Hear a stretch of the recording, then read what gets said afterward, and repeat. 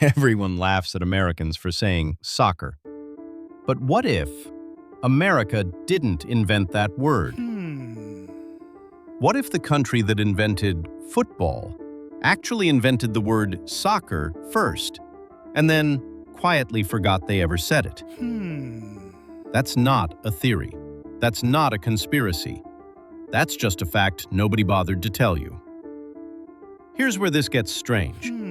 Right now, if you walk into a pub in London and say soccer, people will cringe. They'll roll their eyes. Some will correct you like you just insulted their grandmother. But 100 years ago, those same British people were using that exact word, proudly, casually, everywhere. So what happened?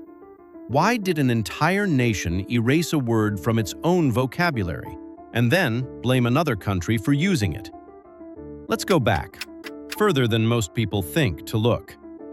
It's 1863, London. A group of men in a room are trying to create order out of chaos, because at this point, football isn't one sport. It's a dozen different games depending on which school you went to. Some schools let you carry the ball. Some don't. Some let you trip people. Some let you punch people. So they write the rules. They create the Football Association. And right there, right at that moment, the sport splits in two.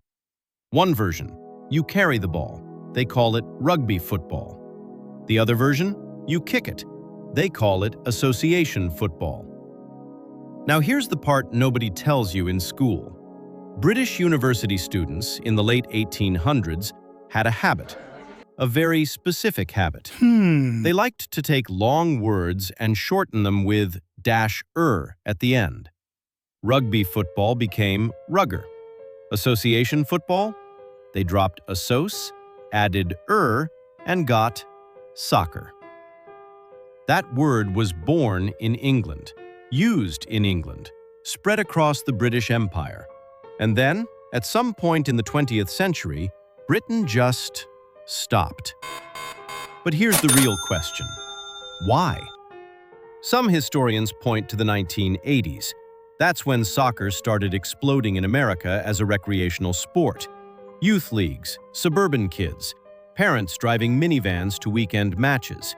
And as America started embracing the word soccer, Britain started abandoning it. Almost like they didn't want to share it. There's a paper published by linguistics researcher Stefan Szymanski that actually tracked this.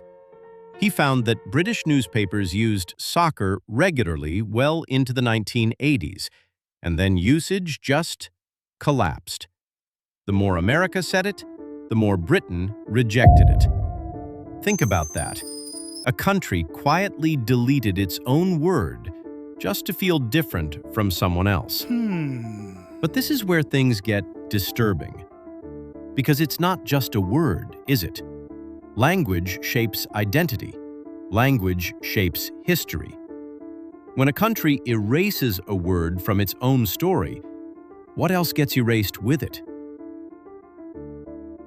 And here's what really nobody talks about. America isn't alone. Australia uses soccer. South Africa uses soccer. Ireland uses soccer. All of them are countries that had rugby and association football running at the same time. All of them needed a way to tell the two apart, so they used the Old English word, the perfectly logical English word. And now, they're all treated like outsiders for it. But wait, if the word soccer was just neutral, just a simple linguistic shortcut, why does it bother people so deeply? Why does a British person hearing the word soccer feel something in their chest? What is that reaction really about? Here's a theory, and stay with me. What if the real reason soccer became taboo in Britain wasn't about language at all? What if it was about power? In the post-war world, American culture started moving fast. Hollywood, rock music, fast food, basketball, American football. And British football, the working-class soul of British identity, suddenly needed protection. Calling it soccer made it sound American, and making it sound American felt like losing it. So the word didn't just disappear, it was pushed out.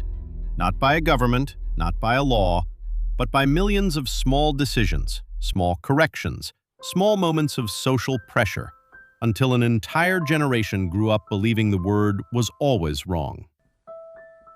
Think about how powerful that is. A word can be perfectly correct for 100 years and then become offensive in 30. Not because the word changed, because the fear changed. And now here's the thing that should really keep you up at night. If Britain could unconsciously rewrite its own linguistic history around a single sport, what other stories are being quietly rewritten right now? What other words are being abandoned, not because they're wrong, but because of who else started using them? Because here's the truth. The people calling Americans stupid for saying soccer learned that from people who once said soccer themselves. And nobody told them. Or maybe somebody decided they shouldn't know. So here's what I want to ask you. Not about football, not about soccer, not about America versus Britain, but about this. How many things do you know are true that were actually just someone else's forgotten mistake handed to you as fact? Would you even want to find out? Drop it in the comments, because I think your answer says more about you than you realize.